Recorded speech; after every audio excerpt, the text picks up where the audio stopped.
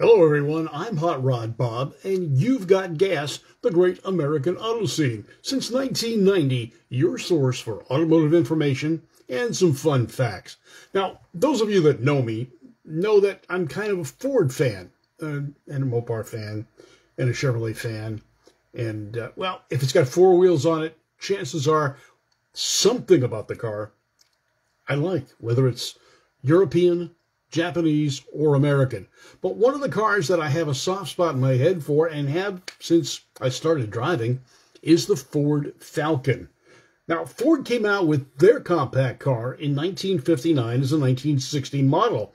It was a cool little car, and it became the basis for many Fords afterwards, including the very popular Mustang. Now, a lot of people don't know that the Falcon was originally the name of the first Mercury. Yeah, Edsel Ford designed the Mercury for 1939 model year, and the original name was going to be the Falcon. Now, for whatever reasons, it changed and it became the Mercury, but it was going to be called the Falcon. Now, when the Falcon first came out for the 1960 model year, there were two body styles, or three actually. There was a two-door sedan, a four-door sedan, and a station wagon. The base engine, 144 cubic inches. Not much, but it was enough to get the car going because it was a very lightweight machine. Unibody construction, something new for Ford, and it worked. Now, the optional engine was a 170 cubic inch six-cylinder.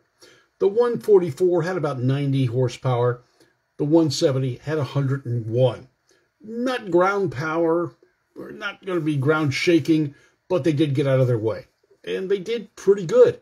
Now, it was their mileage king at the time. Now, I had a 1960 Falcon. I had the 144, and I think we upgraded it to a 170 or 200 later on when I blew that engine up.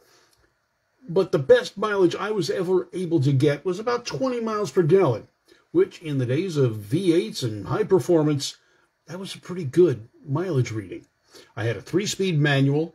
It was a 4-door sedan, and I did typical hot rod modifications and others that weren't so typical.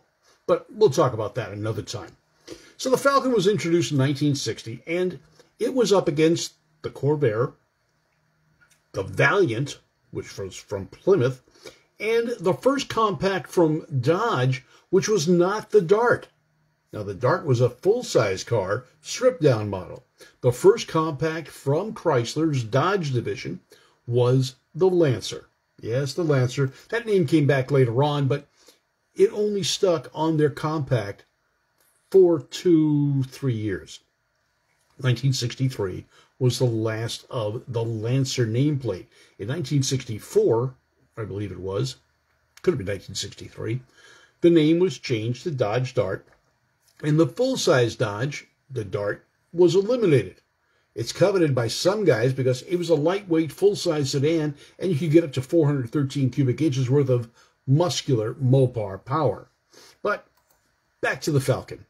Now, its competition, the Corvair, kind of missed the mark. Now, Corvair did sell well, but only about half as many as the Falcon did. The Valiant did quite well for Plymouth, and the Lancer was lagging behind, but it was there. Chevrolet saw the writing on the wall and knew they missed the mark and rushed to market the Nova or the Chevy 2. It wasn't released, though, till 1962. Now, along with the Falcon's nice rounded body shape and styling, and pretty reliable, it also came with things that, well, Ford hadn't done before. 4-lug wheels, smaller differential, smaller transmission. The base transmission was a 3-speed manual. You could get a 2-speed automatic as an option, and then later on, they actually had a 4-speed available. Now, this 4-speed in the early generation Falcons was actually what they call the Dagenham, which was the British 4-speed normally found in the Cortina. Now, the problem with that is it wasn't up to the torque of the Falcon 6s. It wasn't the same transmission that they put in the V8s. But the Falcon persevered. Now, the chassis for the Falcon became the basis of the Mustang. It was also stretched and became part of the Fairlane. Or was it the Fairlane that came out first? No, the Fairlane mid-size car, not the full-size Fairlanes. In 1961, the Fairlane was downsized as a mid-size car, using the same platform as the Falcon. But the Fairlane did get a V8 engine as well as a six-cylinder. Falcon didn't get it till 1963. Well, the Falcon was an excellent selling car.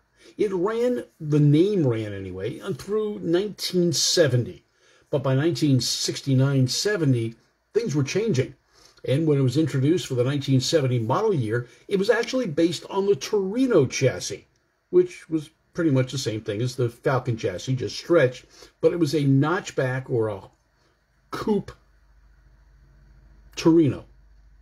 And a lot of drag racers liked it because you could outfit it with the big Ford motors. And it was a lightweight car. It was lighter than the Torino counterpart, although it was a Torino, just with a different roofline and a lot less stuff inside. The Ford Falcon put Ford in competition with an American-made compact car. Now, it wasn't the first compact car from an American manufacturer, as some websites may tell you. It was behind the Henry J that was introduced in 1951 and the Rambler from AMC. The Rambler came out in the early 1950s as well. All right, I'm Hot Rod Bob. You've got gas, a special edition, and I hope to be back on a regular basis with you. I got some special news coming up with another show that I'm part of, and it will be all over the place, but we'll let you know beginning in May the introduction of a new show that's an old show that's going to be a new show, and it's going to be syndicated worldwide. But we'll talk about that in May. I'm Hot Rod Bob. You've got gas, special edition. People help bring gas to you. Valley Head Service, Service Tech Equipment. You have a great day, and Drag Cartoons and Robin Millar. You guys have a great day. I'm Hot Rod Bob, and you've got gas. Thanks for being a gasaholic.